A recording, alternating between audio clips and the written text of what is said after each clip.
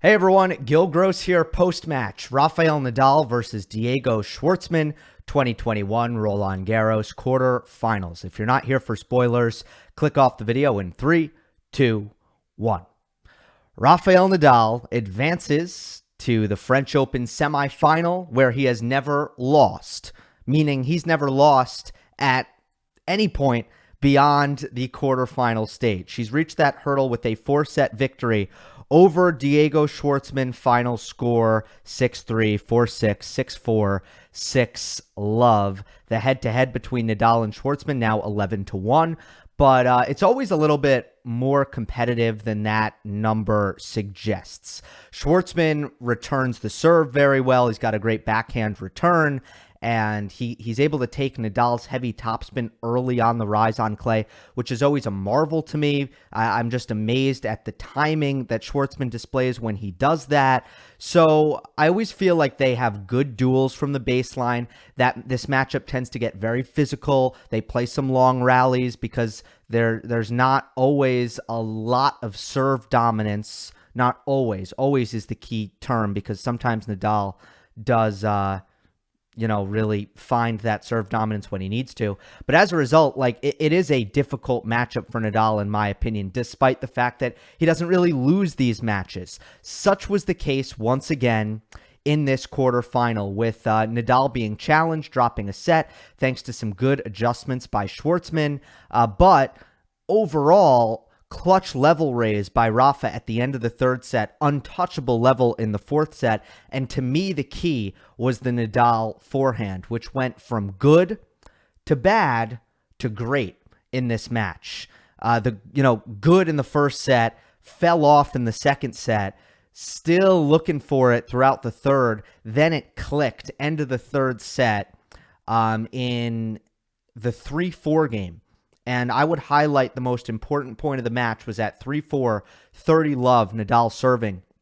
And he plays this point where he just absolutely demolishes about 4 forehands in a row. Schwartzman, defend, winner. And I think it was a inside-in forehand winner. It might have been inside-out. But that was the kind of point where, yes, in tennis, every point counts as one, but some points just hold that extra emotional weight, and that was this point for Nadal. You see that, it's also just the signature Rafa Nadal momentum-changing point, where for Novak, for example, normally it's more like he's defending, and he looks out of the point, and he comes back to win the point after kind of being moved laterally and sliding a bunch of times, right? That's normally the momentum changing point for Novak, the emotion changer. But for Nadal, it's oftentimes hitting massive forehands over and over and over again until he breaks his opponent. He did it at that point, and from that point on, it was like, okay, Nadal's forehand has entered the chat here. And Schwartzman, with just a couple of mistakes in his next service game at 4-all, opened the door. Amazing cat and mouse point won by Nadal on break point. And then a love hold at 5-4 to close out the third set, where, again, Nadal serve and forehand dominance was really looming large. And then if you look at the fourth set, I have an incredible stat to share with you guys about Nadal's forehand, which is that he hit 25 total, and he got, I believe, 7 or 8. Hold on, let me check it real quick. Yeah, 7 finishes. So that means between winners and forced errors, he finished 7 points with the forehand and made 0 unforced errors on just 25 forehands. So that's a 28% finish rate. That means every 1 in 4 forehands that Nadal hit ended the point, and he never missed. So it caught fire, and then it was kind of over for Schwartzman. That's where the match normally hinges. Is just how good is Nadal's forehand firing, because Schwartzman's defense can make it very, very difficult. I'm trying to think where to go next. Let's go to the adjustment that Diego made and how he was able to win the second set before Nadal really flipped the switch with his forehand.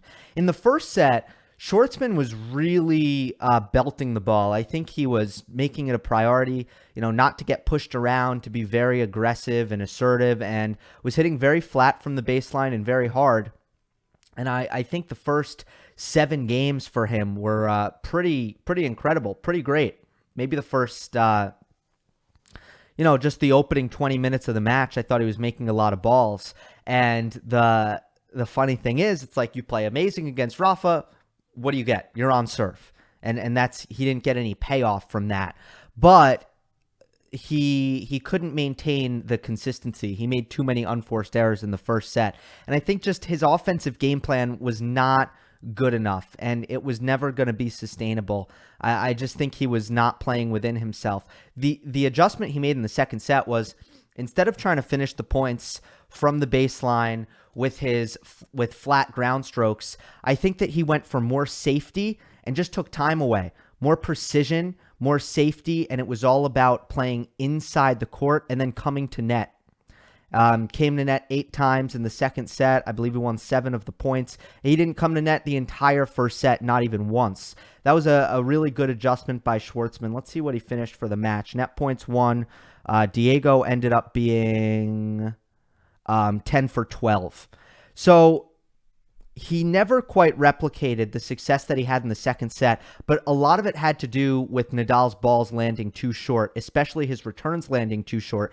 Diego taking advantage, though, a lot better, because instead of sitting back and trying to hit flat through Nadal, he really took it early on the rise, precision, come to net, and that was the winning game plan for Schwartzman's offense, as it just began to feel a lot more high margin and started to make less errors, less misfires. But Nadal did have forehands to look at in the second set, and the biggest difference is that he just didn't do with them what he needed to do. If you look at the game at 4-5, where Schwartzman got the break to close out the set, Nadal was up 30-love in this game. He double faulted at 30-love, and then at 30-15, he hits a couple of short cross-court forehands, and Diego is hitting, heavy, kind of penetrating backhands cross-court. Then ultimately Nadal tries to go inside out on the forehand and misses it. Just not a confident cut from Nadal. And then at 30-all, I think that Nadal has a couple of forehands to look at early in the rally off of his serve and just doesn't do enough damage with them. I also thought there was one he could have came to net on and didn't. Schwartzman gets back into the point, and Nadal makes a forehand error off of a deep backhand. Then at 30-40, Nadal gets a forehand to attack and hits a poor drop shot. So you see what I mean? 3 forehands in a row where Nadal can do damage, fails to do so. That was it. That was it. So Diego wins the second set with a good tactical adjustment and also Nadal's forehand level going down. That continued into the third set, but Nadal's serve saved him. Nadal served well in this match, by the way, and even his second serve was actually really excellent, so he corrected that. It was actually the return, which I think Nadal will look back on this match and wish that he did better, but the serve was good. It saved him in the third set because Schwartzman was still playing at a great level, and Nadal was just landing too short and not hitting his ground strokes confidently enough. Too much loop, too much shape. And what did I say at the beginning? Schwartzman's so good on the rise. It's incredible, his timing. So he was playing inside the court, winning the battle of court position, stripping Nadal of time. And what Nadal needs to do is get Schwartzman off that baseline, hit it, hit down the line, make Schwartzman kind of back off by hitting it a little bit straighter and flatter. That would have been better for Nadal, but he kept hitting it loopy, which he does when he's just not as confident, and Schwartzman was just picking off that ball on the rise. So the only reason why Nadal stayed in the third set, in my opinion, was because of his serve. He started out making like 17 of 17 first serves made. He finishes the third set at 88%, 22 for 25 on first serve. And he won 77% because he's always going to have an advantage when he lands the first serve. He kind of stayed in it for long enough, even with Schwartzman, I think, outplaying Nadal slightly in the rallies. He stayed in it enough with his serve to get to the end of the third set where, as I said, that forehand clicked and that was all she wrote. Once the forehand clicked, Nadal comes back, gets back to having that decided advantage. Then I will say it was a loss of focus by Diego in the fourth set. It's understandable, but it's fatal. It's understandable because it takes so much effort to stay with Nadal, and it was definitely a disappointment for Schwartzman that I think that he played his best tennis pretty much in that third set and still lost it. But in the fourth set, the first game, the love-all game, was an absolute throwaway, trash game by Diego. And then you give Nadal a 2-1 lead, spot him a break, he smells blood, he's confident. That's where you lose the match right then and there, and an uncompetitive 6-love first set. So loss of focus by Diego does loom large there. I think that, that might be something that he regrets, just giving away that love-all game so easily. But ultimately, it's very difficult for Schwartzman. And he said after the match, I hope I'm on an opposite half of Nadal. And I will echo that. I really hope Schwartzman is not on Nadal's half at Roland Garros next year, because back-to-back years, he loses to Nadal. Same with Jannik Sinner. I hope that Sinner and Schwartzman don't play Nadal again. I'd like to see them face off against other players and see how far they can go without having to face Rafa. Good performance by Nadal through to the semifinals, and now we will see how Novak does, or how Berrettini does in the other quarterfinal. Hope you enjoyed. Don't forget to subscribe. I'll see you next time.